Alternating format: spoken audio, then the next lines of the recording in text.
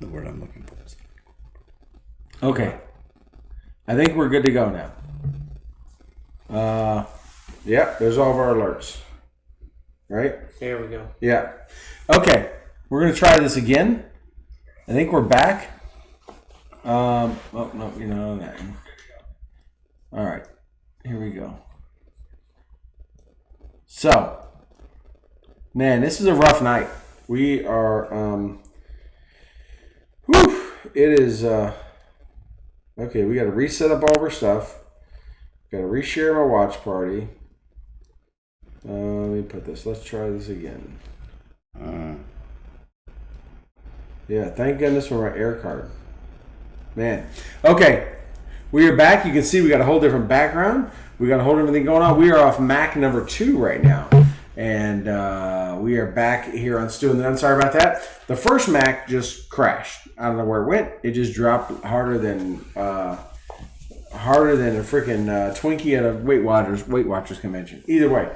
So let's talk about a man, Rick Perry. He is Secretary of the Energy, Eagle Scout, and has Air Force veteran, and is resigning but he's been there a couple of years, and he said he's going to go through the end of the year. And so what I was saying is, and let the record reflect, you'll never hear a derogatory word about Rick Perry come out of my mouth. He is a service member's governor. He is a champion of all things veterans.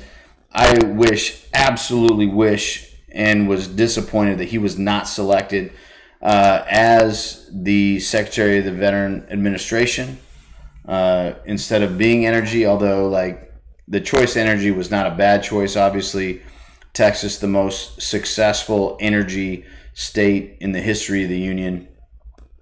Choosing him as that was it wasn't a bold move. It was a safe move. It was a soft move. The VA might have been a little more of a bold move, although I feel that he would have been a better choice for the VA because he has the most executive experience. So you'll never hear me say anything bad about Rick Perry. And if he is staying on board, that's because he's a leader. He doesn't leave people high and dry. He doesn't, when the going gets tough, the tough get going kind of guy. Right. This is a guy that looked at us in a group of people and said, if I make a total, and don't say this verbatim, but this is paraphrasing and with some of the correct vernacular. If I make a total ass of myself dancing on national television and it helps raise money to save one service member or veteran's life, completely worth it. I don't care if it ruins my political career. That's the guy that went on Dancing with the Stars. Not an easy thing. Right. Got on Dancing with the Stars and was totally comfortable making an ass, in his words, of himself if the potential was that $50,000 could help save any veteran or service member's life. Right. Yeah. That's a leader that, Yeah, so when people are like, oh, well, guys like him run for president because of ego, I call bullshit because he's like, I'll make an ass of myself on national television for $50,000. And I got to tell you, Rick Perry, because they'll have humility. I bet could pick up the phone and say, hey, I need $50,000, and someone would give it to him. Right. And when I say someone, I mean hundreds. Yeah, because he's perhaps thousands of people would take that call and give him $50,000. So here's a guy that believes in the veterans, believes in the community, loves Texas, loves its people, loves everybody, loves animals. I know I wouldn't be going through what I'm going through right now in terms of animals if he was still in office, because I could have just been like, sir, I have a story to tell you. Right. And laws would be changed. He is a man of action, much like his successor, Greg Abbott. And I got to give a shout out to my man, Greg Abbott, right now, because he's, pardon the pun, wheeling and dealing with the local authorities on let's clean up this homeless issue. That's a strong man, a governor that says. Didn't he say something like? Because I told you once, I will tell you twice. There will not be a thrice. So for those that don't know, that aren't in the Central Texas region, Austin is now kind of being considered as the new San Francisco of Texas This is from an outside Texas person. Correct. Because they have passed a law that allows people to set up a tent or live or a domicile wherever they want on a public sidewalk, except in the front of City Hall or something, right? I think, and I may be wrong, but they are not allowed in front of City Hall. But they were allowed to set up a tent or live anywhere they want. So, but I heard through my travels down here that they just said that they've just revised that. And now they're saying they'd be 5 feet from the doorway or something like that. They're trying to roll it back a little bit. Right? There's a lot that they're trying to do, but the bottom line is the city of Austin and Travis County have done. It's a very liberal area, and they've tried to do a couple of things. One, the sheriff of Travis County was defying federal mandate in terms of sanctuary city, and was defying federal mandate in terms of cooperation with federal law enforcement. And the governor of Texas, Greg Abbott, the Honorable Greg Abbott, passed legislation both by executive order and by actual legislation going through the House and the Senate, saying if you if you are a law enforcement officer and you are in violation of enforcing the law, you will be discredited, or I apologize for not knowing the proper terminology. But, he's been bold and audacious on some of these maneuvers. The City Council of Austin passed an ordinance that said camping, sitting, or lying on any public space within the city limits was authorized. And this was, in terms of being generous, in terms of being socially forward, and not rebuking people that didn't have any option. What that did in turn was invite people to set up shop, camp, sit, lie in locations that were not in compliance with normal societal norms.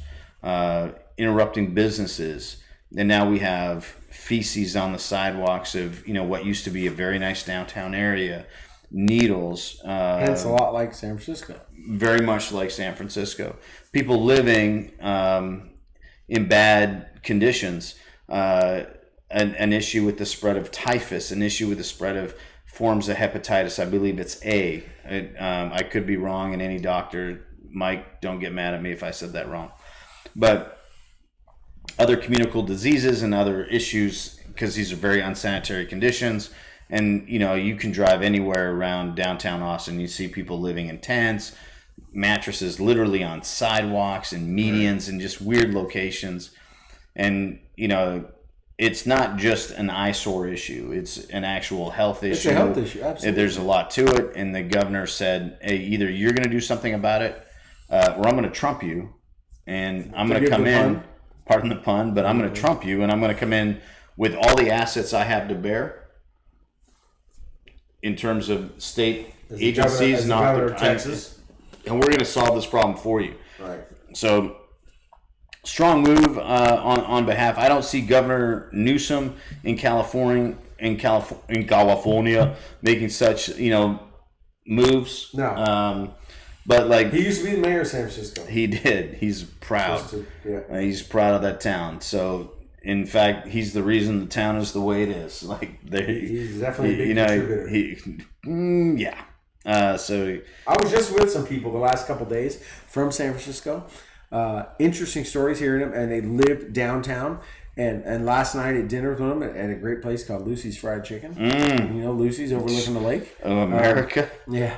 And Texas. Yes. And we were talking is it as bad as we see? And he goes, absolutely. He goes, I got meth heads that live, or my neighbors that sit on the front step. And he says, but I know they're going to watch my house all day. He's like, they just sit there and just shoot up and do this. And he goes, I walk to work and I step over homeless people. And I said, is it really like feces and needles all on the street? He goes, oh, yeah, absolutely. He goes, it's literally everything. It's not, none of that's an exaggeration. None of that's a narrative being pushed by one side or the other. No, that's just reality. And he's like, everyone wants to move out of there. He goes, now, whether, I don't know if the people I talk to realize what has caused that to happen, if they are recognizing and admitting what caused that to happen. I didn't go that route with them. But, it's obvious that it's not pleasing to live there anymore. And it's not when you have to they're like, you can't, if you leave a bag in the back of your car and you walk into the store for freaking 2 minutes, come out, your window's smashed out, that bag's gone. Like that's just, you can't, like, companies are telling people, don't even put them in the trunks. You carry your laptops or whatever, anything you have valuable with you all the time. You can't even leave it out, right? It's just that's become the new norm there. No, and that's most unfortunate, and that's not conducive to normal society. Like these are, like, let the record reflect that this is fringe. This is not the norm. This is not how successful societies operate. And I want to touch on successful societies really quick because, like, I think a lot of people don't understand or appreciate, like, society is a social contract. Society is a group of people. I dare say nation, because that's the correct vernacular in terms of definition. Because we're not talking about a geographical border. I'm talking about a group of people, a nation of people. The United States is based on this social contract. And when you have this social contract, that means to be part of it, you must adhere to some basic morals, characteristics, laws, values, whatever word you want to use. But standards is a great word.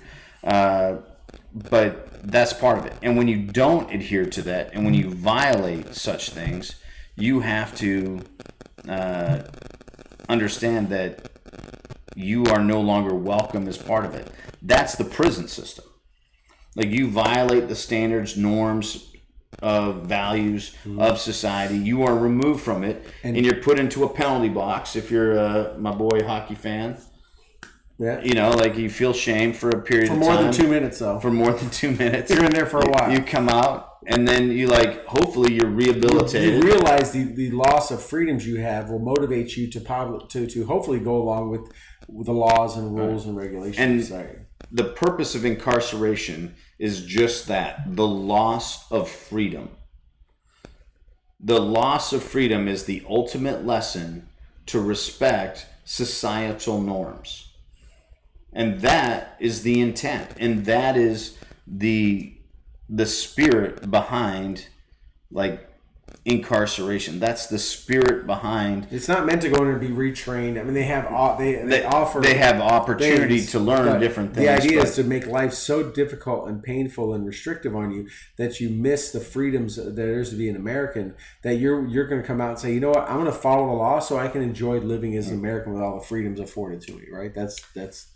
And you could go on YouTube, you could go on the Twitter, you could go on all these things. You could learn about, like, how, yes, the United States incarcerates more people than any other nation. But that's because we're a nation of law and order. Right. Now, you can get deep into, like, the dark webs or, conspiracy theories and all that shit about, like, the police state and the, like, the privatization of, prison systems and all that. Yeah, there's probably something there in terms of, like, how people financially are compensated through that stuff. However, the reality is, to participate in our society, it's a social contract, and the basic aspect of it is, like, don't do dumb shit, work hard, pay taxes, that money goes into a collective pot. It's for the betterment of all. We'll divide it up because we're going to trust the people we elect to divide it up. And then from there, we're all going to have a better life. Now, we are, I'm not trying to talk like a kindergartner, and I'm not trying to dumb this down, but for the most part, America does that better than any nation on the planet. Now, we're pissed off right now because one party feels this, one party feels that. This administration did this administration did that. But in the big scheme of things, in the grand scheme of things, like, our country's winning. Right. We've been winning a lot. Our society is winning. Can I jump on something real quick? Win. All I do is win, no matter what. So I want to just pipe in here real quick. There's no doubt that I've been a big supporter of the president for a while. Now, I wasn't a supporter so much when he was running because he wasn't my first pick when there was a field of 17. But since he's been elected, he's done a lot of great things, and I've been a big supporter of his. But I have to disagree with him on something. And this Okay. may be a shock to some that I'm going to disagree with the president, but there's one thing I absolutely cannot see eye to eye with him on. He said we'd get sick of winning. I'm not sick of winning yet. I'm not. I'm sorry. He said you're going to win so much, you're going to be tired of winning. I don't know what it takes to get to that level, but like Charlie Sheen on crack, I am not sick and tired of winning. And all I do is see us keep winning, right? All I do. When I look at the lowest Hispanic unemployment rate ever, when I look at the lowest female women unemployment rate ever, the lowest black unemployment rate ever, more jobs available today than there are unemployed people. When I see that, when I see our economy, when I see industry. I saw today that Louis Vuitton is going to open manufacturing location here in Texas, employing upwards of 5,000 people. Louis Vuitton, not a brand you would associate with Texas. Right? Oh, unlike Apple, who's going to make all MacBook Pros right in Austin, Texas. Right. So I mean, and maybe I get a new one because mine crapped out. But my MacBook Pro has not. Really good. You probably haven't upgraded yours. His is deficient. Yeah. So when I see that, I go, sorry, Mr. President, I can't agree with that. I'm not sick of winning. I don't think I ever will be. I'll just keep on taking this, right? I'll keep on receiving it. I haven't seen where we've lost as a country yet. And Toby, please educate me if you can give me an example. If you think there's a facet of our country and our culture that we have lost, that we have not come out on top yet, that we've done worse at. I absolutely can. Okay. I absolutely can bring that up. And like, this might seem obscure, but we're losing on information. We are losing the battle for truth. We are losing the battle of information, and I think truth is the right one. There's a lot of information coming at us, but we're losing the battle of viable information. I'm gonna bring something up right now because this is a huge issue right now in the veteran community. Allegedly, Trump, the president, the commander-in-chief, said that General Mad Dog, retired Secretary Mattis is overrated. That's like ostrich allegedly. That's almost ostrich allegedly. And so, like, here's the thing: the veteran community is like at arms, and they're like, eating. I saw something about that the other day. People are like losing their minds. Did we verify he said that, or that's not? No. Every single article published on every single thing says a Democrat who was present at a meeting, unnamed Democrat, refuses to be identified and must go forward by form of anonymity, said that he, the president, made this commentary. Now, do I think that the president of the United States is frustrated and disappointed in General Mattis? 100%. Absolutely.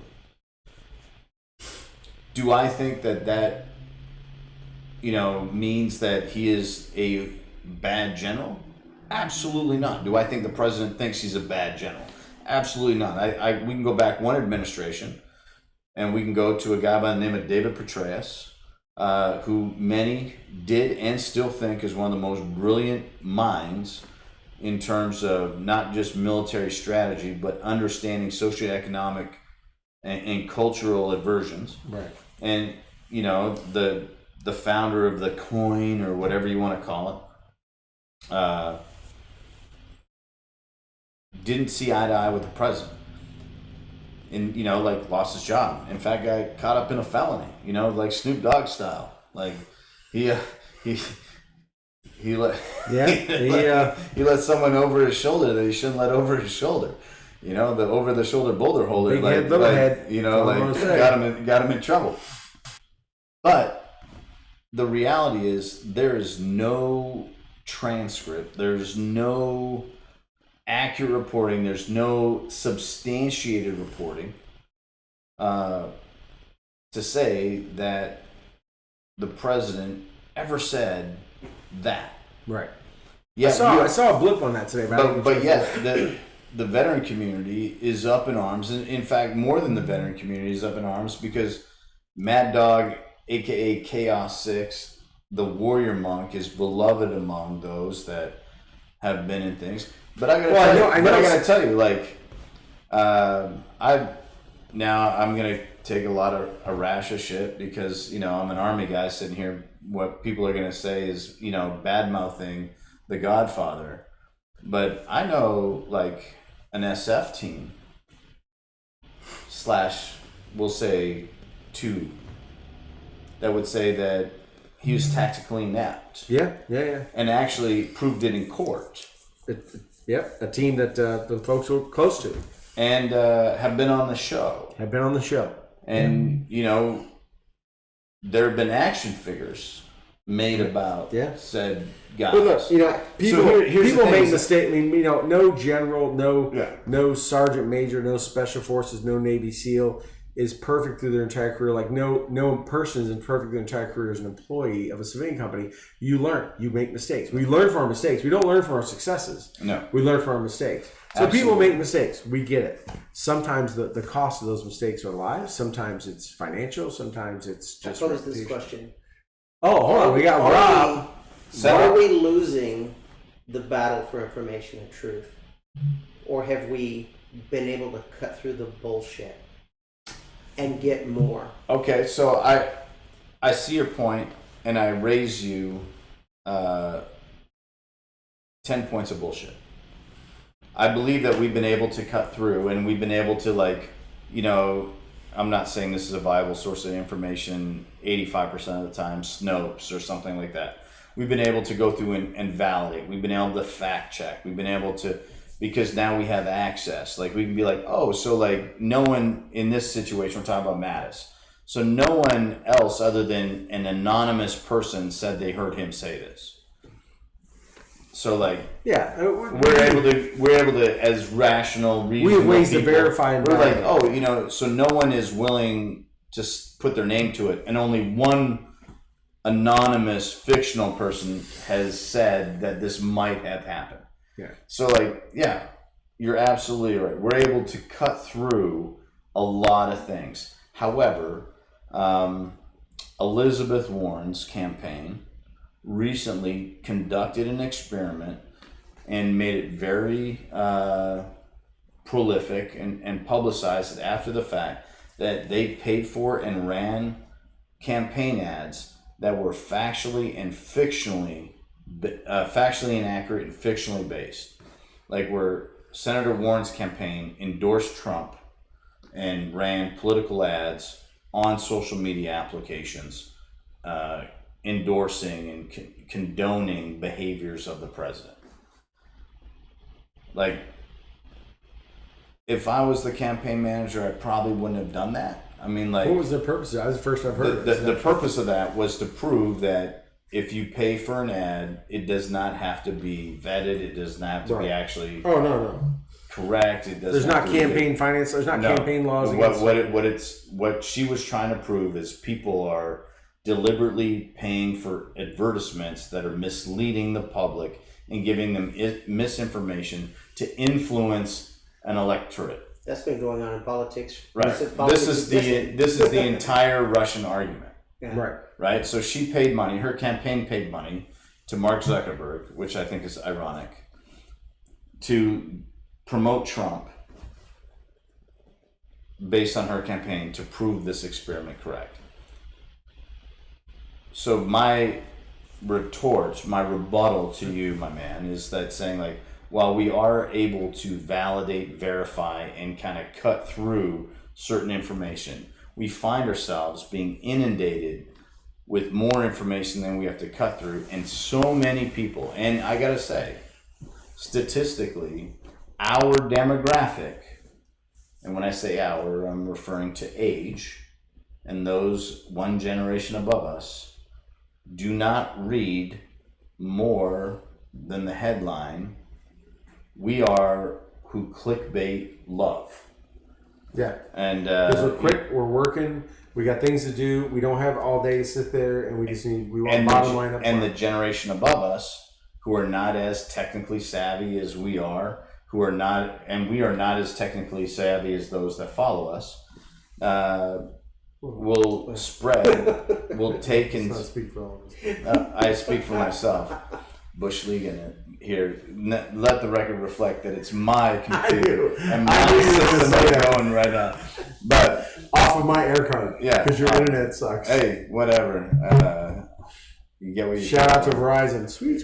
Yeah. Suddenly letting me with down. my military discount on it. But what I'm getting to, long story stupid, is we need to actually not take information on faith. No, but let me jump into one thing here. But we have so much more, and this kind of Rob was pointing to. Think back to when we were kids, right? 3 channels, man. Presence on TV, everything's gone. You got no other source of influence or input, right? You had NBC, ABC, CBS. It was before the 24-hour news channels. Whatever they said, whatever Tom Brokaw or Walter Cronkite or Dan Rather said, you went with, because hey, they said it has to be real, right? And when you think about and you reflect back and you look at where you were in Iraq or where I was in Afghanistan, and you think about the mullahs or the imams, and they have the loudspeakers over the mosque, and whatever they say goes. I used to tell people this all the time. They're like, why do the Afghans hate us so much? Why don't they know all the good stuff we do? I'm like, because all they know is those 2 blue speakers that yell stuff, and they go, it says the Americans are bad and they're coming to rape your women. Well, that's what they're doing. They have no other input. If you translate that to what it used to be like before the internet and before 24-hour news channels and all that kind of stuff, and really the internet, to be able to research your own, good, bad, or indifferent, you just had the 3 nightly news at 6 and 10.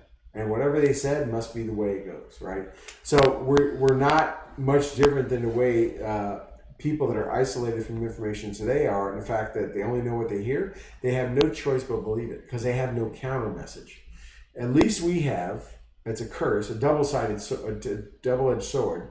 We have the ability to go on the internet and research blogs, alternative websites, do research ourselves, and validate or defute anything we see or hear. But at the same time, that stuff is not regulated. It could be an ad, or it could be whatever. So at the same time, what we're seeing are the inputs we're getting, the media we're getting, the information could be just as wrong, if not worse, than what we're hearing on the mainstreams.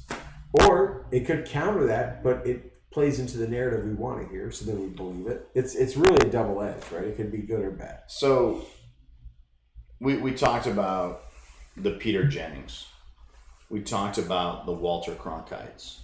Now, the Dan Rathers and the Tom Brokaws, I'm going to put them in a different category, because Peter Jennings, Walter Cronkites, they didn't editorialize to the level that guys bleeding into that Tom Brokaw, Dan Rather did. And they didn't opinionate it. They really read the news. They read the news. And, journalism back in the day was very objective.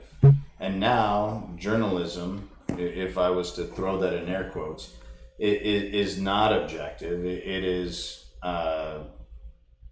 we see that from the Project Veritas videos that just came out this week, right? It's what sells. Right, the Project Veritas, where you got Zucker on video, on audio recorded, saying, push this narrative, do this, I don't care about that. Yeah. We're going to do whatever we can. I mean, it's... And you got the Don Lemons of the world and those guys that are, and you've got, these people that are recorded. I mean, Project Veritas is one thing, is somehow they win these people over just to spill the beans. But I mean, they've got them on audio and video saying, look, we are one of the biggest news organizations in this country. You can't go into an airport on CNN. You can't, and you go overseas. As you know, I was just overseas. I could find CNN right next to Al Jazeera or right next to everything. There wasn't anyone else but CNN over there. So they have such a worldwide grasp of influence to have the power to shape the narrative, to have a president of the organization say, we're only going to push this all the time. No, you're absolutely correct. And this is not about the reporting of information. It's about the influencing of society. And, that's where I say we are losing the war on information. We are losing, and when I say we, I don't mean a party. I don't mean a group. I mean humanity. Yeah. Like we are at odds, and when you look at the conflicts that we have outside of, I would say there's probably 2, maybe 3 theological positions that we have that, you know, you are not going to influence through social media. And when I say that, it's like, if you're a pro-lifer or a pro-choicer, what happens on Facebook is not going to change or affect your opinion. There's not an article that comes through social media. There's not something that could be said over the airwaves in terms of cable television, in terms of networking, that's going to change or affect your position. Right. You believe that because that is a core tenet value to your soul. That's not going to change. But everything else can be influenced. Right. And when you look at the battles that we have, when you look at Trump doesn't like Mattis.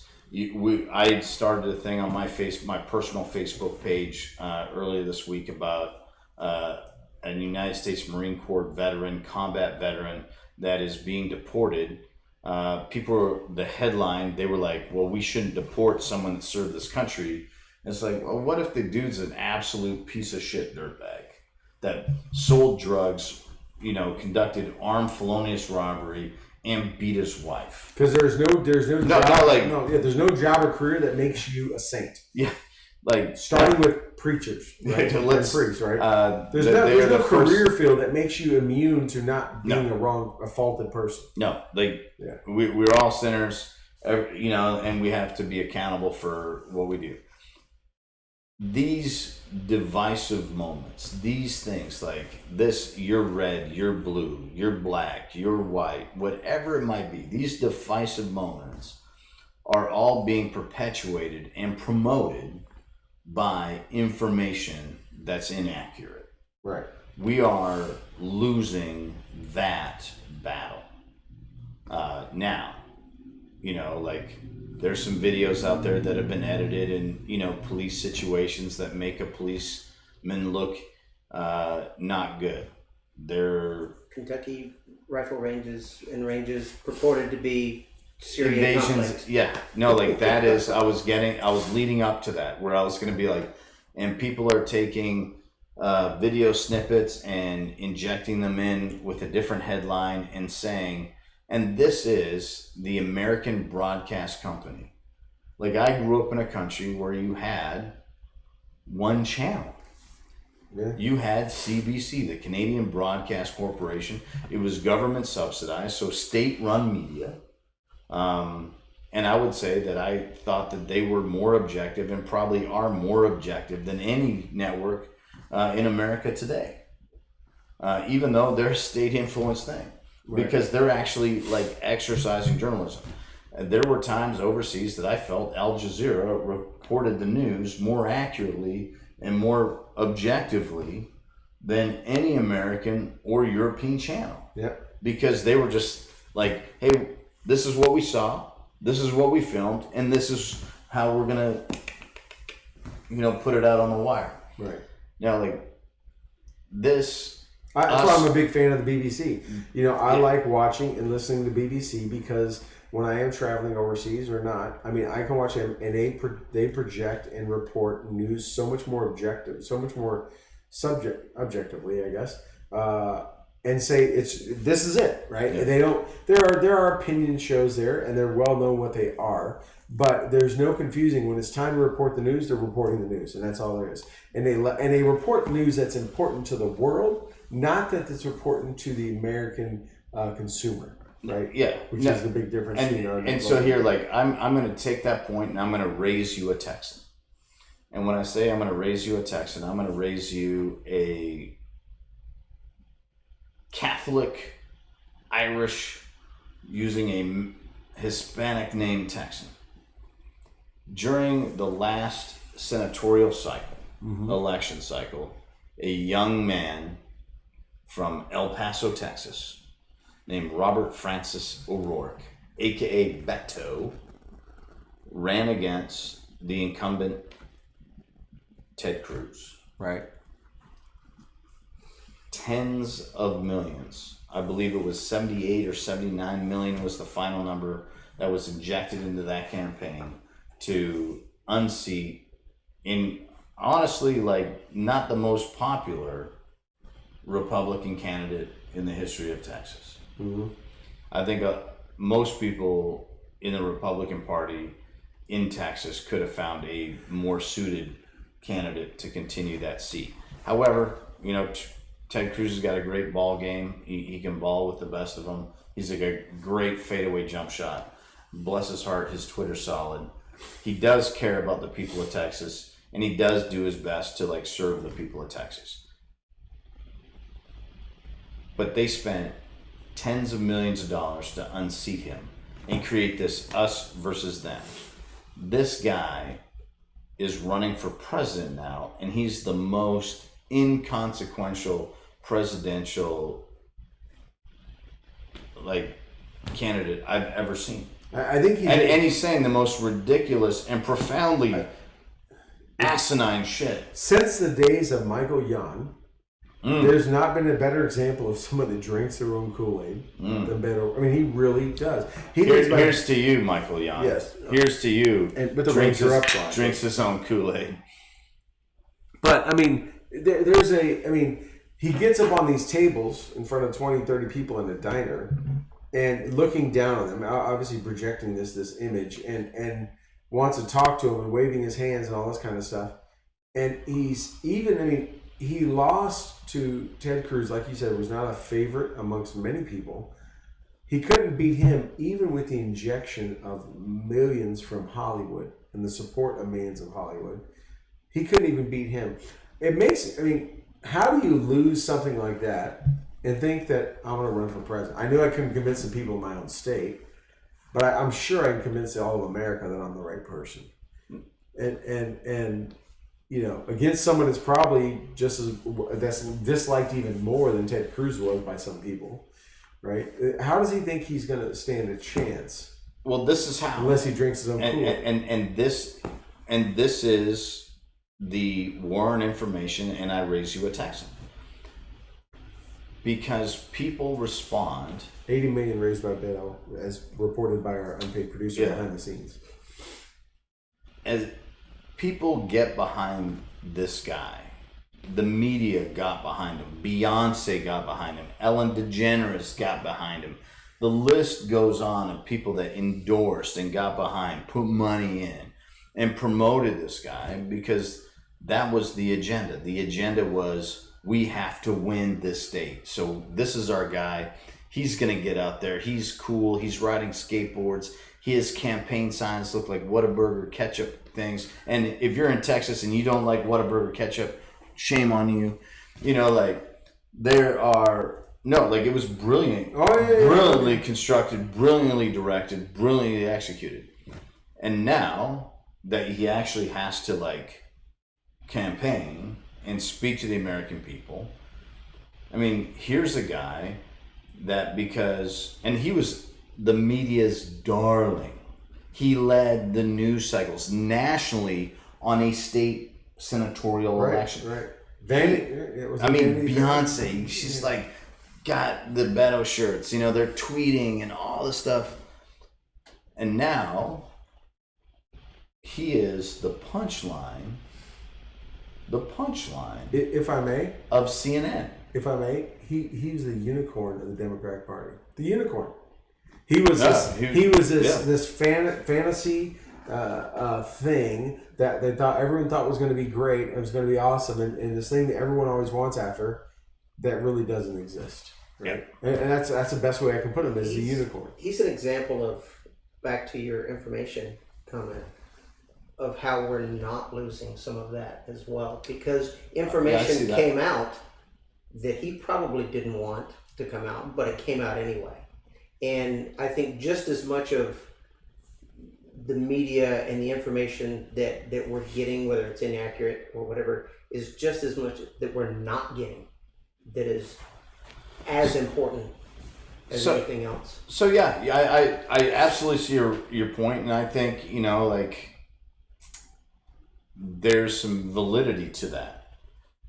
I think it's information about him, like, so the guy's a convicted DUI, the guy's a convicted burglar. They dress in a band. Yeah, he did wear a weird costume in a band. Yes, the Sheeps or whatever they were called. He gets fillings. Yeah, he gets shots. It's great that he does what every other American does. I don't know why. No, but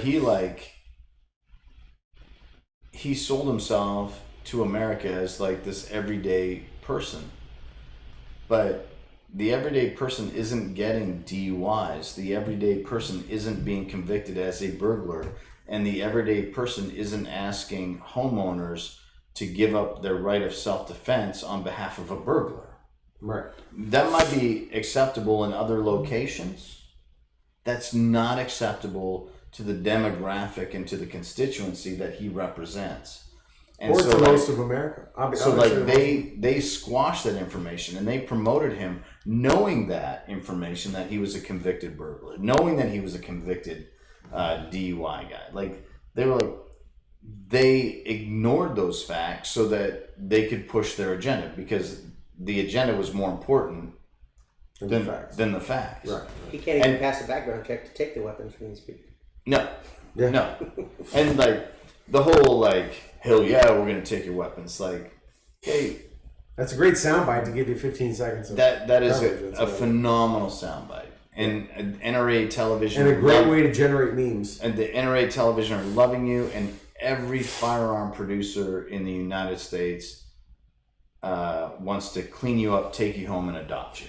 He is the best salesman of any since President Obama. Yeah, he might be outdoing President Obama on sales. Yeah, yes. But the reality of this is information.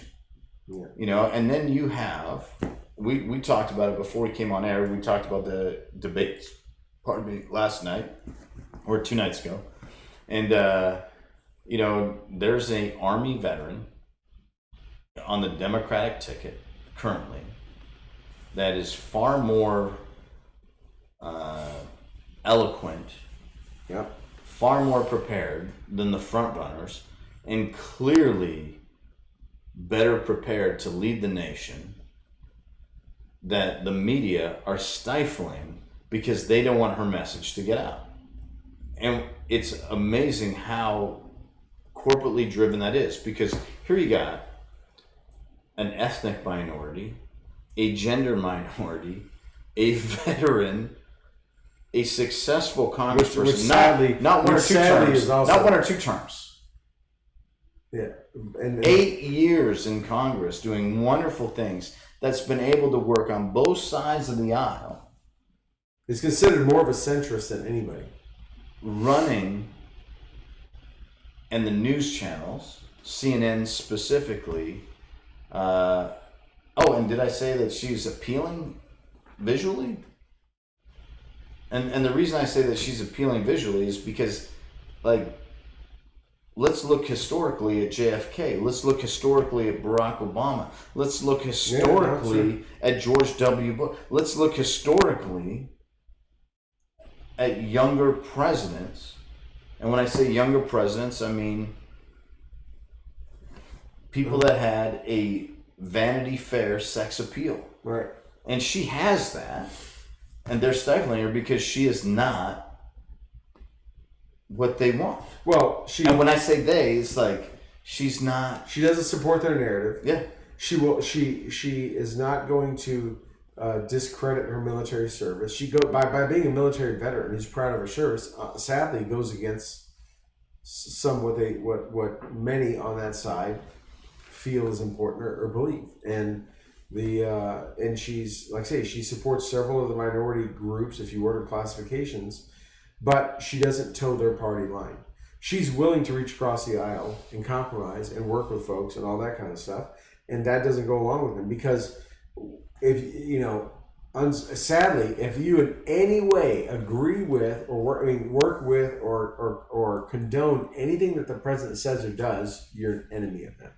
Right? There's a reason why I believe yesterday in this whatever briefing happened I saw that immediately Nancy Pelosi and Schumer came out and talked about how the president blew up and had a meltdown. Also, they could no way say we went in and met with him and we reached a few agreements on a few things. No. Their base doesn't want, or what they think is their base doesn't want that. It's got to be all anti or nothing. And if you and the Ellen situation a couple weeks ago is a great example of that. How dare you even sit next to a Republican, right? It's all or nothing. There's the part, now I wouldn't say the country, but this far extreme left collective is got to be all in, anti, we can't get along, we can coexist as long as you believe my way kind of mentality. There's no concept of civility. There's no concept of, you know what, at the end of the day, we're all human. At the end of the day, we're all Americans. No, it's my way or absolutely no way. No, I agree with you, but I would caveat that with the far right also feel that way. Oh, yeah. If you saw a picture of President Bush sitting next to DeGeneres? AOC. I can't even say her name correctly, so I apologize. Ocasio-Cortez. Yes, Ocasio-Cortez. People would lose, on the far right, would lose their shit. And they'd be like, how dare that guy sit next to that, blah, blah, blah, blah, blah. They may or may not. They seem to be a little bit more tolerant. They're kind of like, oh, well, that's what he wants to do, man. They don't seem to be I think maybe so he's full of hatred. Yeah. But I will say that there is like, oh, that guy, like an immediate dismissal. Like when I see Bill Nye, the science guy, talking about climate change, I immediately dismiss everything that guy says because he's not a scientist. Right. And so, like, that's a personal thing. Yeah. And so, like, yeah, there's people on the far right that will dismiss or look and be enraged and be frustrated if they saw two people hanging out having a beer or a whiskey. Not as much. One thing I would love to comment, I can't remember if we talked about this last week or not, on the Ellen DeGeneres thing. The people I saw sharing, and I got to tell you, I do not have an echo chamber in my social media. I deliberately follow Democrats. I deliberately follow Republicans. I have the most liberal of friends. I have the most conservative of friends. I refuse to live in an echo chamber. But one thing I will say, the people that I saw sharing the Ellen DeGeneres rebuttal to the Twitter storm were primarily military. Like, not right people. Right. Not left people. Military people. The people that were sharing and posting, reposting and resharing that message the most were people with a military background or some form of military connection where they were like, hey, I can sit next to, I can work with someone that I completely disagree with. And it's cool because that's what makes America America. Right. And that's what like really kind of saddened me is like, you know, the people on the far left were like, how dare she? The people on the far right were like, what's this guy doing? You know, like, yeah, the people that were promoting a message of love, the people that were promoting a message of tolerance were warmongers. Those bad warmongers. And they were questioning why they were at a Dallas Cowboy game. And they were like, like of all places you could be. Most people were. Yeah. I'm not one of those. No. He dropped the bucket. He dropped the puck at the Dallas Stars this year, opening game, and they're completely defeated the season. So yeah, I blame George W. for our season. Ellen was there to see the Packers, though, just to be clear. Dude, she did say that. She sat in the owner's box to watch the Packers. Dude, that's pretty sad. Dude, bless her heart. I don't like everything she does. That'd be like you taking me to this Dallas Stars game where they're playing the Sabres. Yeah.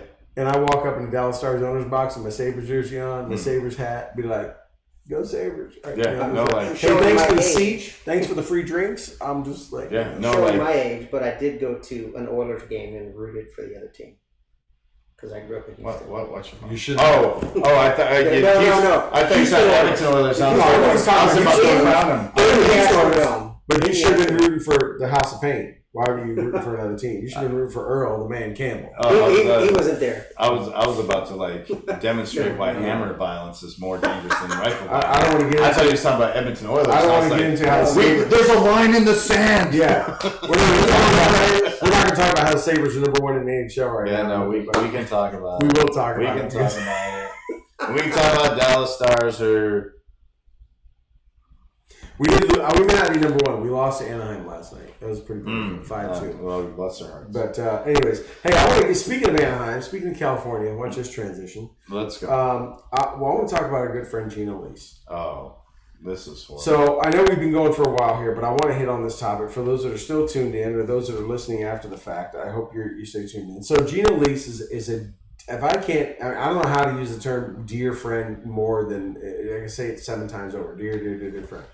So Toby and I both. We have shared personal times with her, have broke bread, have went with her to hospitals, have done things, have supported her efforts at the Pinups for Vets as she's been doing it for all these years. She's a wonderful, beautiful lady. As beautiful as she is on the outside, 1,000 times more beautiful on the inside.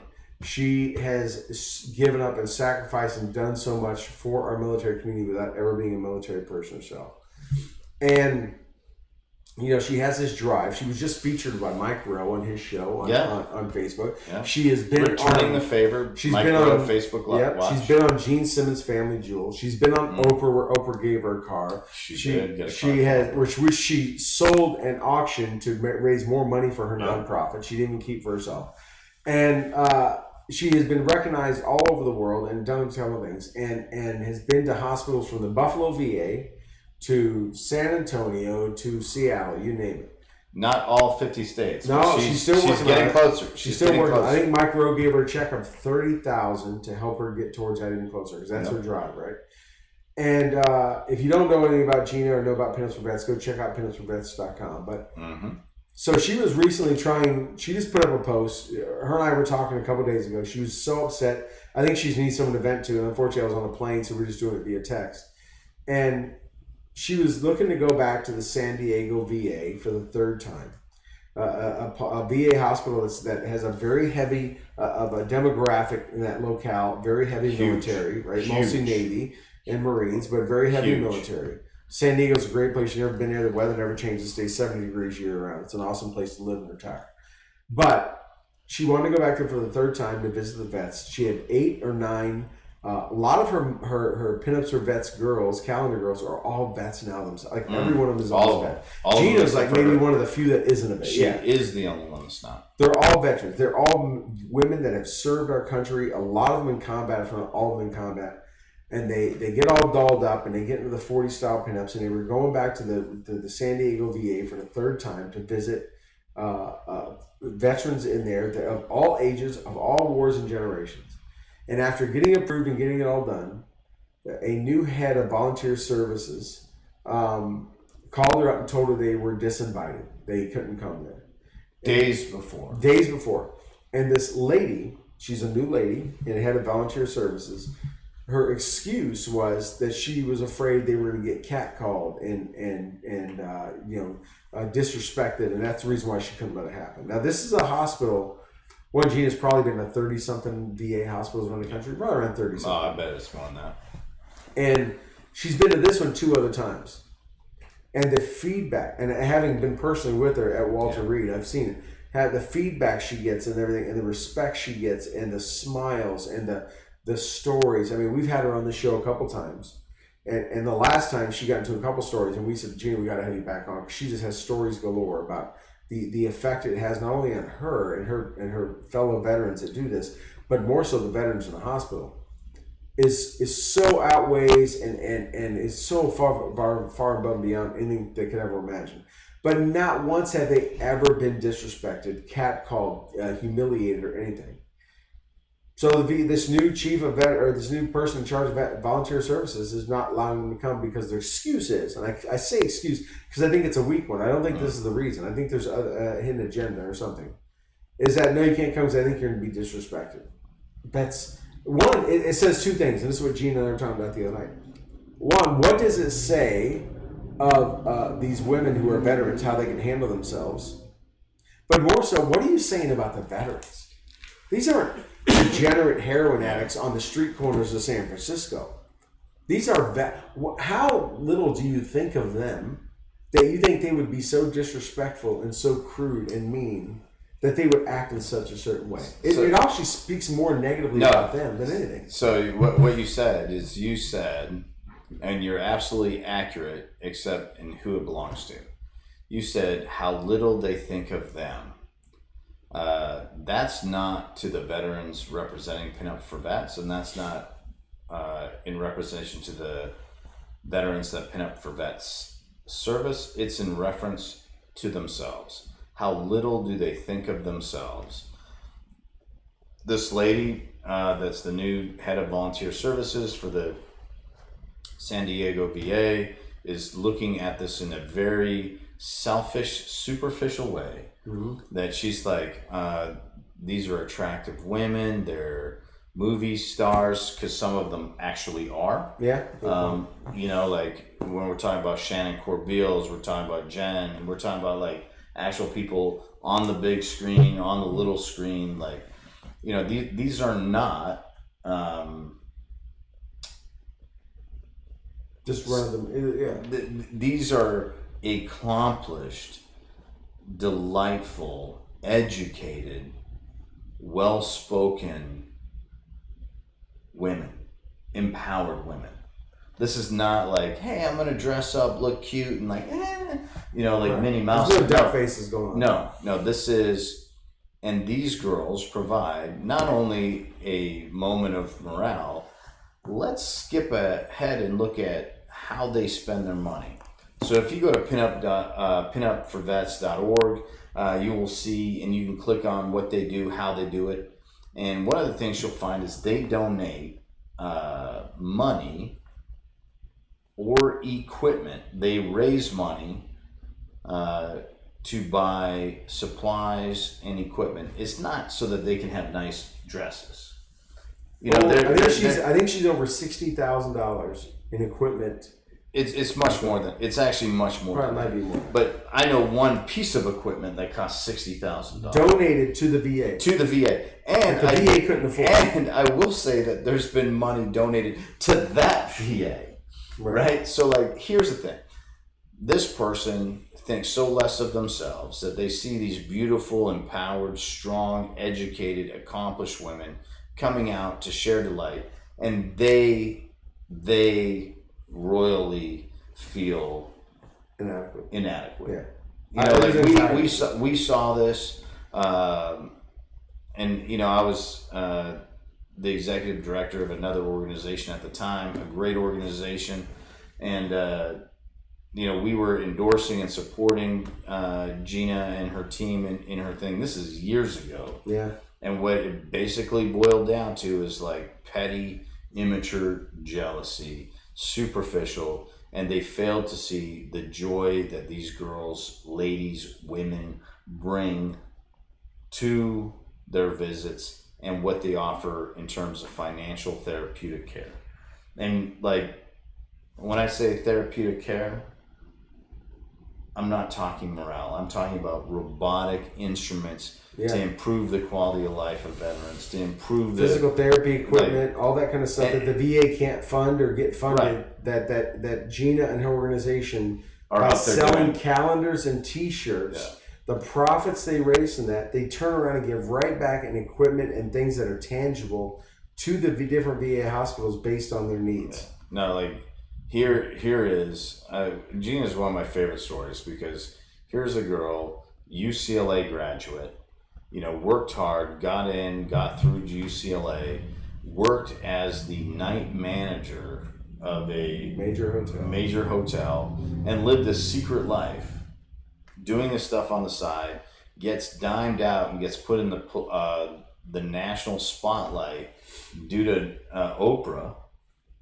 And, you know, where Oprah's trying to like, hey, let me like identify a hero in the community doing a good thing, brings her out, you know, kind of like puts her on Front Street, in essence ruins her career, because like now she can't do what she does because everyone knows who she is, because she was kind of leading this secret life. Right. Gives her a car, To which she's like, I can't take this. It wouldn't be right. If you're giving me this because of that, this has to go to that. Right.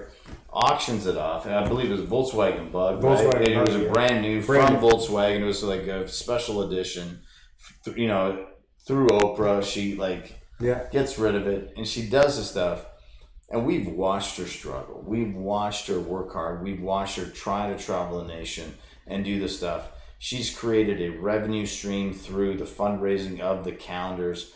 And it's not like, hey, look at me, I get to wear this thing. No, it's like, hey, look at them, and them being female veterans. She's the only non-veteran in the calendar. Yeah.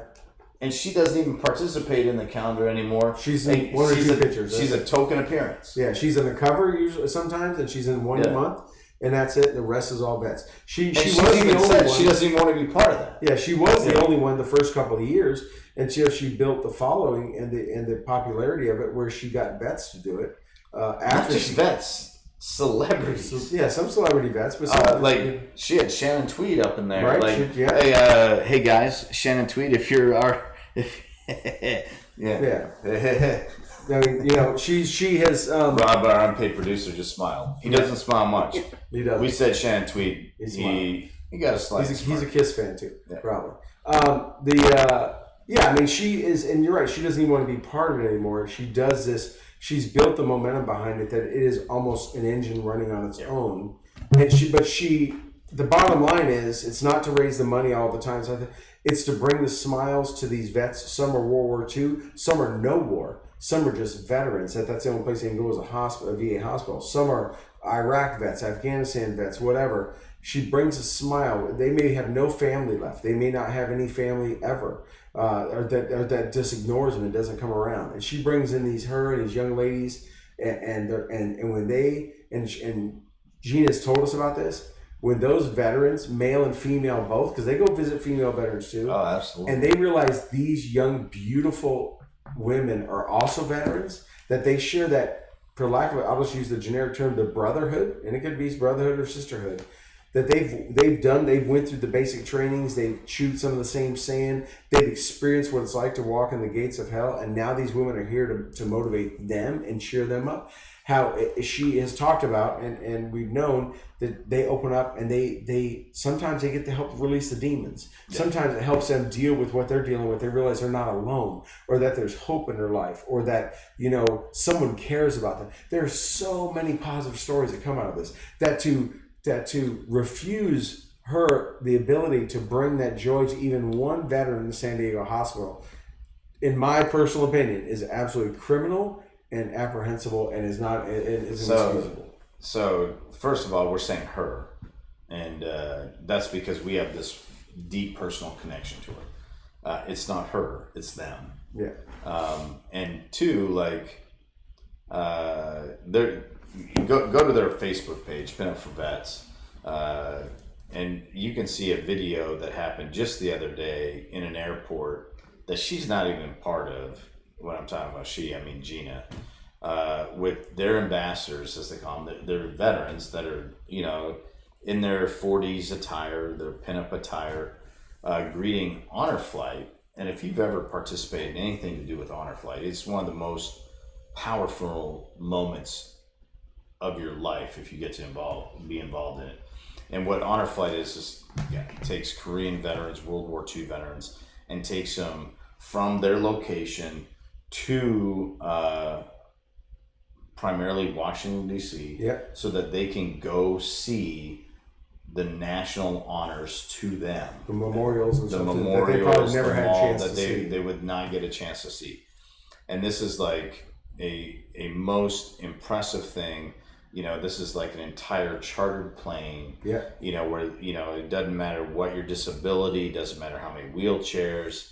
You know, typically they only allow like a couple of wheelchair, you know, passengers per flight on any given airline. This is like airlines are donated entire aircraft to it. American Airlines is a huge supporter of it. Crews work for free, pretty much. Yeah, the crews work for free. They volunteer to do it, and they fly these gentlemen and ladies from like their home states to Washington, D.C., give them this honor, this opportunity, and then bring them home. Kind of that help bring closure kind of. No, and it is one of the most beautiful things, where they take these guys to the Washington Mall and they like show them how the nation truly honors and appreciates them. Right. And as they go through the airports, they are greeted with levels of applause that are unparalleled. Appreciation, singing, all kinds of stuff. Like the airports. I've been in the Austin airport as one was departing, and I planned my flights deliberately so that I could witness behind security what happens. Right. And it is tremendously moving. And one of the greatest honors and one of the most impactful moments emotionally of my life, because it was like to see these gentlemen in their wheelchairs, most of which are in their 90s. Right. Like, let's put that in perspective. Yeah.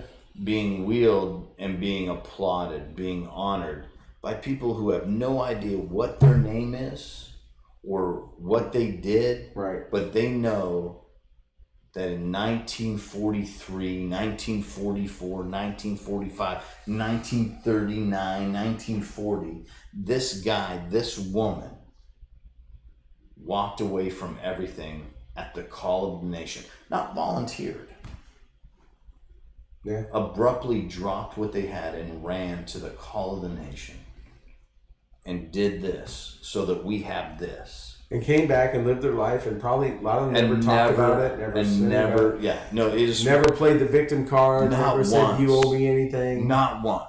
Yeah. No entitlement. And as they get near the twilight of their life, they get a given chance. Yeah, we probably don't have the funds or ability to go to DC and all that stuff. They have the ability to be brought there free to see what is phenomenal. One of the best memorials there, and phenomenal, is the World War II Memorial, which is just gorgeous and to just powerful. Yeah, and they can look at that and help, like say, who knows the emotions and the things they go through when they see it. Even the Korean War vets, the Korean War Memorial, with all the soldiers kind of on patrol, but just see that one last time, to see Americans walk solemnly and pay respect to that they'll never know or never meet, and feel like, okay, I'm, what I did was appreciated, respected, and it made a difference, and I'm good with that now. I mean, it's the reason why it's called the honor flight, right? No, it is. And there's video after video of them coming back into an airport or leaving, where people just erupt and singing the national anthem or thanking them, and there's tears, and there's just, And that's exactly why I want people to go look at Pin Up for Vets right now on their Facebook page. Yeah. Is because these fine American veterans see them off and welcome them home. And when you look at the commentary that they provide, they all are grateful for them specifically. Right. They mention them specifically, and they mention them because that is what they lacked or missed out on. And that's what they so dearly wish they had. And it's like, it is more than some pretty gals in a thing. Right. And what that San Diego veteran coordinator doesn't understand, and that's why people like her should not work in the VA system, is because they don't actually comprehend who they are supposed to serve, who their customers are. They have no idea. They are so aloof, oblivious, detached, whatever terminology you want to use. They are undeserving to serve such heroes. Yeah. Absolutely. And so that's all. Yeah, go check out Gina's page, Pin Up for Vets. Rob has put it up in the Facebook chat room. Go read her post about it that she decided to make public about the San Diego event. Go see the videos they put up there. Show them your support. Obviously, they would always love donations. Buy a calendar. The calendars are freaking awesome. They're absolutely phenomenal. You can buy calendars or things to have them send as troops overseas. It's a small, people always want, what can I do for the troops or whatever. Trust me, enough of them send pictures. They love to get calendars from Gina. She'll sign them, and the girls will sign them, and they'll send them over to guys and gals both that are serving overseas to show appreciation. So you can even do that. But go see what they're doing, and if you decide you want to let the San Diego VA know that how displeased you are with that, I think there's ways to do that too. I mean, maybe they just need to be made aware, or the right people do, of what they're depriving from their patients and the veterans that are there. But hey, it's been a long show. We went over an hour and a half. We had a couple of hiccups at the start, but some shall we say 3 hiccups? Yeah, it wouldn't be Stu and the Nunn without some Bush League stuff. So want to thank Rob, our unpaid producer, who's behind the scenes with us tonight. Literally right there. Literally right there. He's got a face for radio, so he doesn't want to come on. But he's got a head for hats. He does. Watch out for this. You got to keep that covered. It's a lot of sun down here. The big shout out to Enlisted 9 Fight Company, our sponsor. You see the logo up on the page. Of course, Veteran Outdoors, sporting the new, fairly new G.I. Joe style VO. Hey, everyone that copied it softly, y'all suck. We had it first. There you go.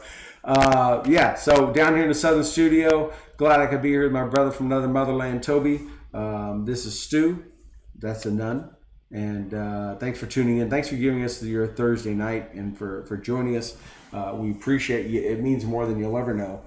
And with all that said, I think we'll bid you guys good night. We don't have the music on your computer. No, but we can play some. Can we play some? Oh, check this out. A little out music that won't get us shut down by somebody. Oh, look at you. Okay. Earl Drippers there. Ranger Smith there. Little Georgetown. Little Georgetown sound. All right, everybody, thank you so much. Have a good night, and we will talk to you all later.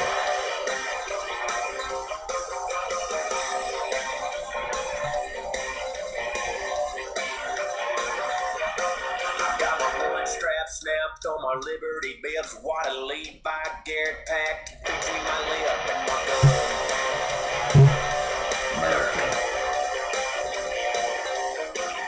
Got mud kicking off of my Red Wing boots, sweat stained tank top in my